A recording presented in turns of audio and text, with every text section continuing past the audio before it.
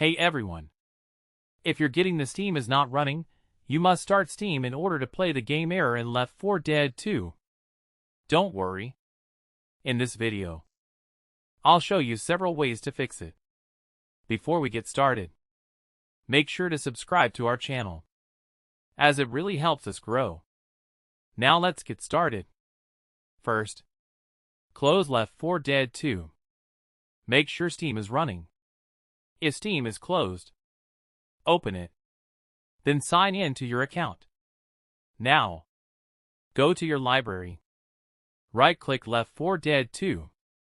Click Properties. Open the Installed Files tab. Click Verify Integrity of Game Files. Wait for Steam to finish checking the files. Once it's complete, launch the game again.